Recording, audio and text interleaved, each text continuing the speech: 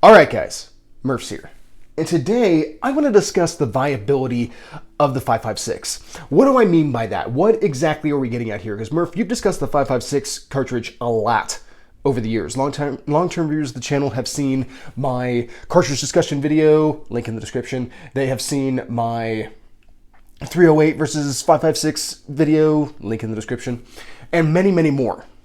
However, one of the things that I find interesting overall when it comes to the 5.56 is that it has 60 years of service and there have been multiple attempts to replace it. The question becomes, why were those not successful and should they have been successful? Just because the result was that they were not successful doesn't mean that they shouldn't have been undertaken. All right, so with that, why don't we go ahead and kind of get into the background to help shape this overall discussion as we move into the attempted replacements for this cartridge.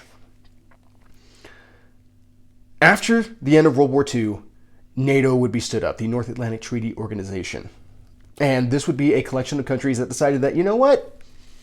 We should really try to standardize some of our military systems and stuff like that because we keep coming to each other's rescue in these wars, but we're having issues with being able to supply one another on the front lines. Like, it's not really, like, it's great to have allies, it's great to have friends in a fight, but if you're not able to mutually support one another, it really does degrade your overall capabilities in the fight. So, there was a push to go ahead and standardize like ammunition and equipment and all that kind of stuff in order to be able to interchange those types of things, batteries, all that type of stuff that, you know, like you go through very rapidly. The expendables would be the word to utilize in this case.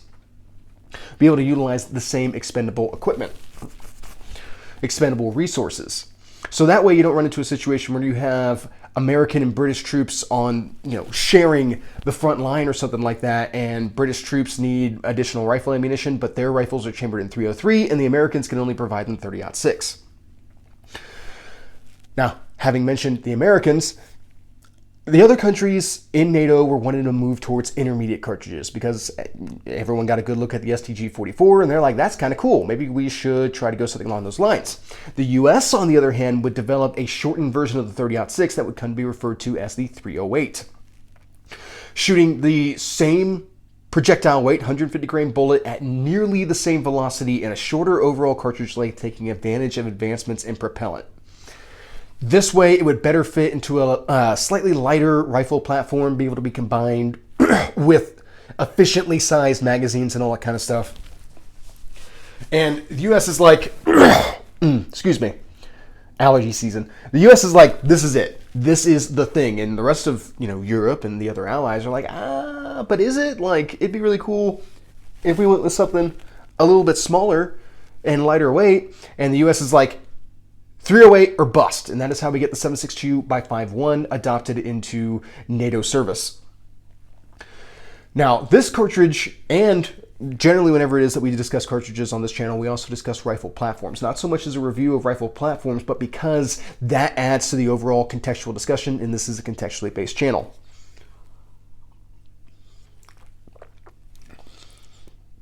That's surprisingly sweet. That's a rum and rye combination that tastes a lot more like rum than it does rye. Anyway, back on track here. The US continually follows a trend, and that is valuing precision rifle fire at long distances. You saw this with the design of the Krag Jorgensen with the 3040 Krag cartridge. Oh, great. Well, now we have these flatter shooting cartridges. We can definitely more reliably engage single targets, point targets at distance. Isn't this fantastic? You see that same thing reflected in the 1903 Springfield. Going into World War I, lots of countries thought for sure with modern propellants and everything like that, with flatter shooting trajectories, the individual rifleman was what was going to carry the battle. And we have continually rediscovered that that is not the case, that combined arms are what take the battle, the ability to be able to coordinate indirect fires, tanks, aircraft, all that kind of stuff, in addition to the infantrymen maneuvering on the battlefield with those capabilities. The application of machine guns, which was something that was criminally misunderstood. That's the word I'm looking for here. Misunderstood going into World War I would quickly sort itself out. However, One of the biggest issues anytime you're in an interwar period is trying to figure out what the next conflict is going to look like. And that is something that you never need away from. Everyone's going to have their idea, their plan for what warfare is going to look like up until they get punched in the face. You go and you start fighting somebody and they discover that your tactics are working too well. They change theirs in order to diminish yours, and then you change yours. And there's this whole cat and mouse game that's being played. That's just how things work out. Nobody wins a war by playing somebody else's game. So with that being the case, the U.S. was 100% convinced that they were going to be shooting Russians across the Volga Gap, that there was going to be this requirement for the average infantryman to be able to engage a point target out at 500 meters, and they were going to need a rifle and cartridge to do it with, thus the 308 and the M14. Now, for whatever reason, the U.S. is always convinced that can't parry is what actual warfare looks like, and the reality is never necessarily the case. And we see that going into Vietnam yet again. So the Viet Cong and the North Vietnamese army utilized tactics that required very close range fighting in order to be able to nullify the advantage of American artillery and stuff like that. So fighting was very indicative of the enemy popping out of like tunnel systems and stuff like that, utilizing the dense jungle in order to be able to close with and get very, very close to American soldiers. Also, a lot of the fighting was indicative or was taking place in the form of like ambushes. American patrol going around, trying to develop some contact, whatever it is it may be, disrupt enemy movements, get caught in an ambush. When you're in an ambush, there's really only two directions you can go: through the enemy or break contact and run away. Either option requires massive amounts of firepower. The enemy, utilizing RPKs, RPDs, AKs, PPSH-41s, even Simonov SKSs, were able to put up a very high volume of fire from concealed positions. The US had to rely on M60s and the M14. The M14 was meant to be this like wide sweeping replacement for a large number of weapon systems: the M1 Garand, the M3 Grease Gun, and the BAR. And as such, it did have select fire capability. However, controlling that weapon system on full automatic was not very easy. You can actually see period videos about this as to how to position your body in order to be able to control the recoil of the M14 on full auto. When you're trying to take cover, a lot of those body position requirements don't really apply. Like it's difficult to employ those methods in order to be able to control the weapon system's recoil. Also, the M14 was kind of designed with walking fire in mind. Now, walking fire is kind of a World War II concept with the BAR and the Shosho and stuff like that. The idea being you're crossing no man's land and your forces are prepping the enemy trench line with artillery fire, and they're just absolutely crushing it. They're doing sweep zones and stuff like that across the trench systems, trying to suppress the enemy prior to the infantry getting there. Now, the problem is with indirect fires is that you can only allow infantry to get so close before you're risking injuring your own guys. So eventually you have to lift that fire. So now there's a lull where the infantry's still in no man's land and the enemy's no longer getting effectively engaged. They're going to start returning fire with machine guns, chewing up the guys in no man's land, and now they're even closer to be able to do it too. The infantryman needs to get all the way up to the trench so that he can start lobbing in grenades and stuff like that and actually being able to capture the trench. And this is where walking fire comes in. You can have a guy with the BAR who's able to, as he moves forward, hose down that trench line up until you get within grenade range and can start effectively attacking those trenches. The idea was that you were going to be able to do that same thing with the M14. Problem being, you have to A, know where the enemy is in order to be able to fix them, and B, be able to walk through that hornet's nest of bullets. The enemy's not shocked at this point. They haven't just taken an artillery barrage for, however long it is that it took you to cross no man's land. There's no prep going into that. They are ready for you. You are on the back foot. So trying to get artillery fire to support you may be too close. You're already in a danger close type situation. Then you're going to get up and walk through with walking fire, let alone close air support. This is where, though the M14 might have been a fantastic rifle at Camp Perry, it wasn't necessarily stacking up in Vietnam, in actual combat, for the conditions that were actually being fought in. So this caused the United States to have to kind of relook at some things and actually give Eugene Stoner's AR-15 and the 5.56 round a chance. Now, to discuss what all happened with the early adoption of the M16 and the 5.56 round and all that kind of stuff is a completely separate subject and has actually been covered by men better than myself. Mr. Bartocci on Small Arms Solutions did a fantastic video. If you're interested in that, I'll throw a link in the description. He is just an absolute wealth of knowledge. Love his content. Long content, good content. So the M16 gets adopted, and while I still state that rifles don't necessarily make the difference in warfare, they play a part. Eventually, infantry has to be able to close the distance and be able to engage targets with their rifles. The thing being is that you need to be able to identify the targets at the distances that you're engaging with. So this idea that you need to be able to engage out to 500 meters every time we go into a new war is always so ridiculous to me, because being able to identify a target at that distance as a threat is pretty difficult, let alone to be able to shoot somebody who doesn't want to be shot at that distance. Somebody who's taking cover. So you go from being able to see a full-size man to just his head at 500 meters. That's a tall order. Already, I want to get much closer to somebody to increase my probability of killing them. So I want to close the distance. I want to get to within 200 meters. And you see this type of aspect, you see this type of process in World War II and in like Korea and stuff like that, where you have a support by fire with a machine gun, infantry bounding up to the target, getting to within grenade range, utilizing grenades, and then finishing off any remaining enemy with their rifles and bayonets. That is the reality of conflict every time we get into it, and that's going to play a part moving forward. It's not to say that long-range engagements don't occur, and that's going to play a portion as we go through this discussion.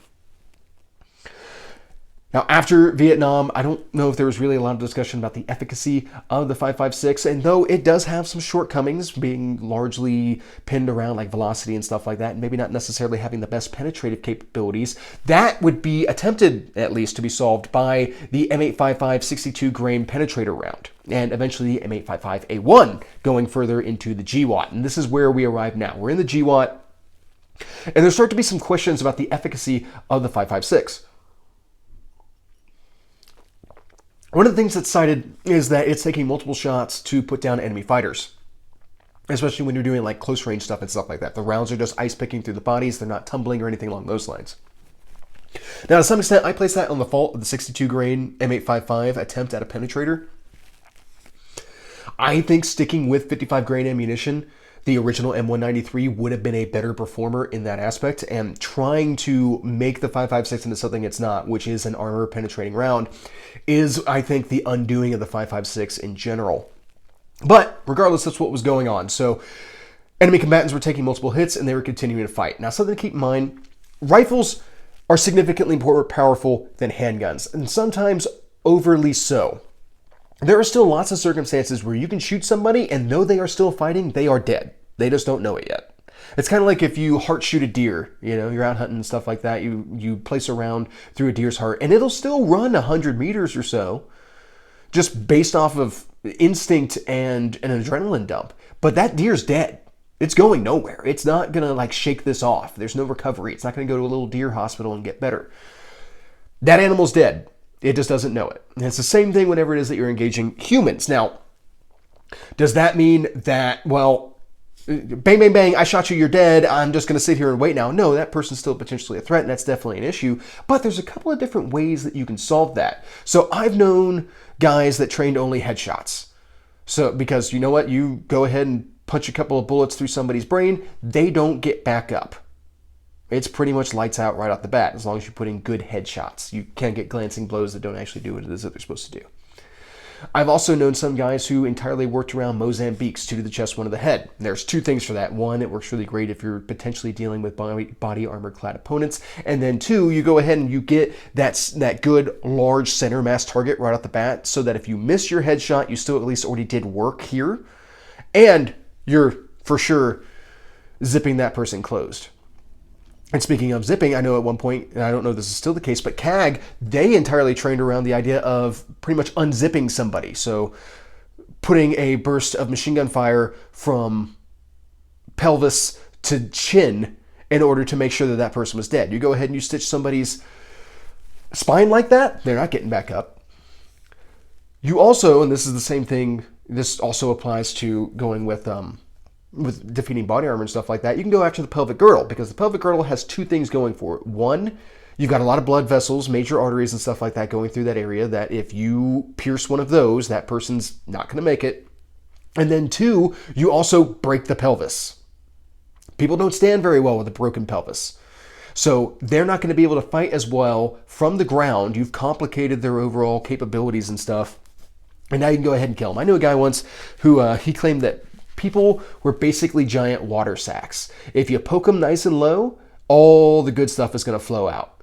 Now, I don't think that fully applies anatomy-wise, but I get what it is that he's saying overall. By shooting someone in the pelvic girdle, you're going to hit major arteries, and that person is going to bleed out. It's not necessarily the fastest option, but you have complicated their capability to fight. You can deal with them in a faster method after that. Regardless, that generated some interest in looking at options to potentially replace the 5.56. An early but very shortly debated one was the 50 Beowulf cartridge, which this was able to work off in the AR-15 platform. You just had to swap out the upper. You could shove the 50 Beowulf into an AR-15 magazine at a drastically diminished capacity. And then you had a 50 caliber projectile coming out of your AR-15. And this was something that was kind of marketed towards like vehicle checkpoints or entry control points early on in like the Iraq War and stuff like that. And while I think it has some interest, because though a 5.56 can stop a vehicle, a 50 Beowulf's going to be able to stop a much larger vehicle, it was so niche that it never really caught on, especially because when you're talking about it in the military sense, if you're going to replace an already existing cartridge, you need it to be able to do everything. And when I say everything, in military doctrine, that means 0 to 300, possibly 0 to 500, depending on what it is that you think warfare is going to look like or what stage we are in planning for the next war.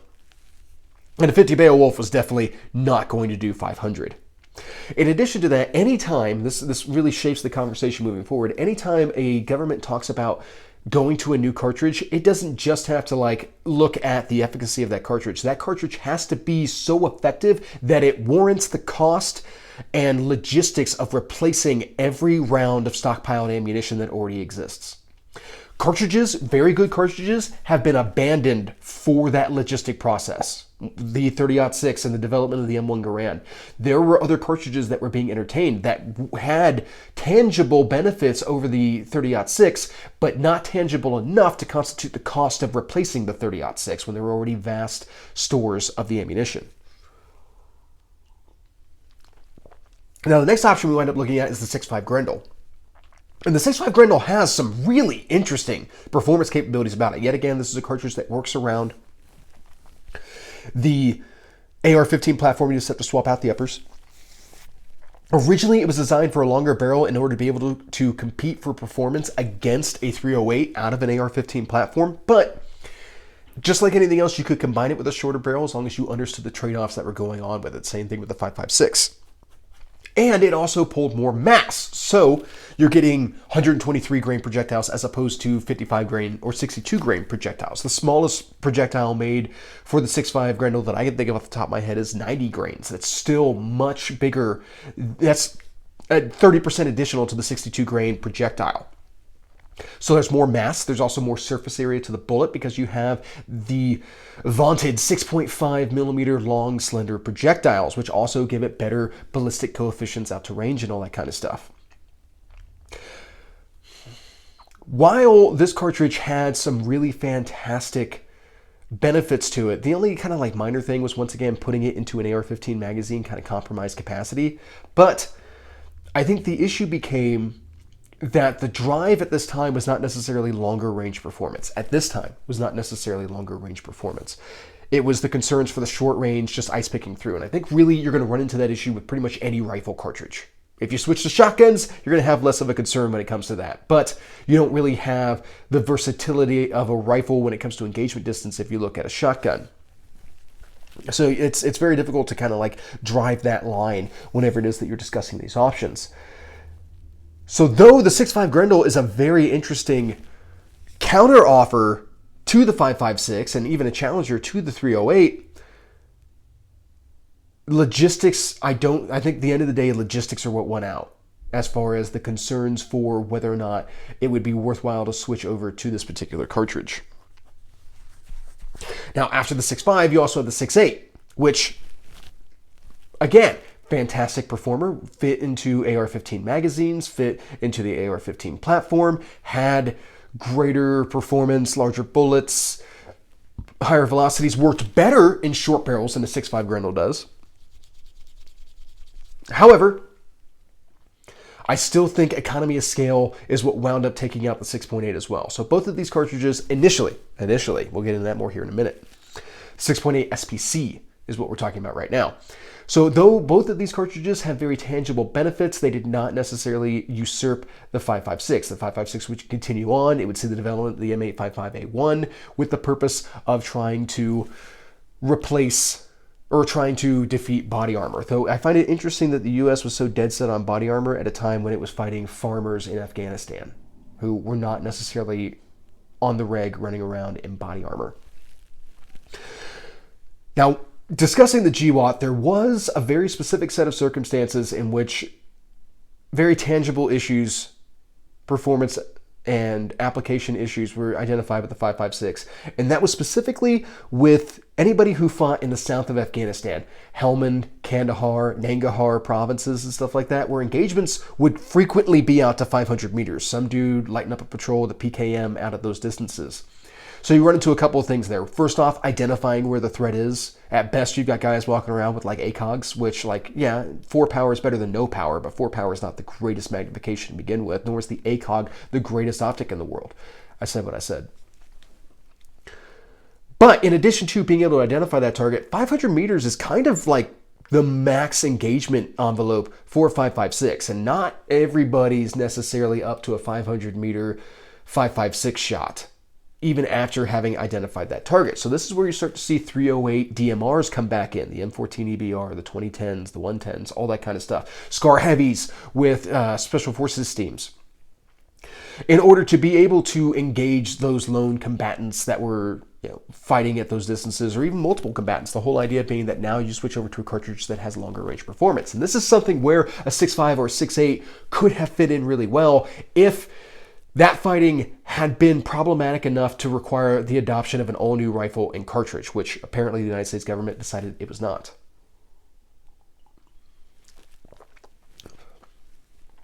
So this is one time for sure we're like, yeah, there's an efficacy issue with the 5.56. In the current trend, we now see the 6.8 by 51 millimeter cartridge in the XM5 rifle, as well as the next generation squad weapon system coming out to replace the 5.56 and the 308 for that matter. Now, as far as I know, development of the XM5 rifle has kind of stalled out, but the NSGW already has fielding timelines set up for it with like the 101st and stuff like that. And this is like a snapshot in time. I'm sure that it'll continue to be fielded as time goes on. So the 6.8 millimeter cartridge is getting adopted. The only question is, will it be a universal cartridge, or will we only see it in machine guns? What prompted the development of the 6.8 by 51? Well, that was the lackluster performance of the M855A1 on body armor. So now the 6.8 going closer to a full power rifle cartridge now, well, pretty much is a full power rifle cartridge. It will have better armor penetrating capabilities on the battlefield, as well as yet again allowing the US to be able to engage targets at long distances. The body armor aspect of this, sure, it's a concern. We know that Ukrainian and Russian forces fighting in Ukraine right now are utilizing body armor. Maybe not as widely as US forces during the GWAT, but it is still being utilized. However, once again, I think we're putting an overemphasis on the role of a rifle on the battlefield. Having the ability to penetrate somebody's armor at hundreds of meters is maybe not nearly as important as accurate artillery fire or close air support, anything along those lines. Right now, artillery is accounting for more casualties in Ukraine than small arms fire is. UAS are accounting for more casualties in Ukraine than small arms fire. So I think it maybe is a little bit of a misallocation of priorities and resources to really like put the rifle above all else. At the end of the day, you're still going to try to maneuver close. You're still going to utilize fires and stuff like that in order to be able to shake up the enemy, diminish the enemy, and cover your approach. Ultimately, you're fighting close range with your rifles. The likelihood of you having consistent 500-meter engagements with rifle fire is pretty low. That really does sound like it's time to bring in some artillery at that point. However, when you're talking about close-range engagements, I would say that volume of fire is more important than having a powerful cartridge, but it's very difficult to say that it won't work in that way. I guess only time will tell. An actual application will be able to identify whether or not this was a worthwhile decision to go with. But if the question here is, was the 5.56 ever truly viable? I would say yes. I think intermediate cartridges had a very tangible benefit when you talk about the lightweight of the ammunition, when you talk about the ability to be able to better control it in full auto fire and all that kind of stuff. Being able to press a couple of guys with M16s into the role of a machine gunner in order to be able to help somebody break contact or overcome an ambush or whatever it is. I think there's definitely very tangible benefits. And that's not to say that there's not benefits to full power rifle cartridges in warfare. But I do think it's much more of a give and take relationship than not. That's one of the things where I find it really surprising in my comment section on those previous 5.56 videos and stuff like that, where people say that the 5.56 is weak, that the 308 is far better. I feel like that lacks a lot of context in the overall discussion. Like, yes, if I was talking about taking deer, then the 308 is much better. If I was talking about doing CQB operations, then the 5.56 100% beats it. That's the important part. Like, I'm not necessarily trying to make a conclusion here as much as identify the contextual aspects that feed into the overall conversation. All right, guys. I think that pretty much covers my thoughts on this particular subject. What is your favorite non-5.56 fighting cartridge? Yeah, are you a 7.62x3.9 kind of guy, or have you embraced the benefits of the 300 Blackout? Let me know in the comments section. And with that, that's pretty much what I got. Have a good day.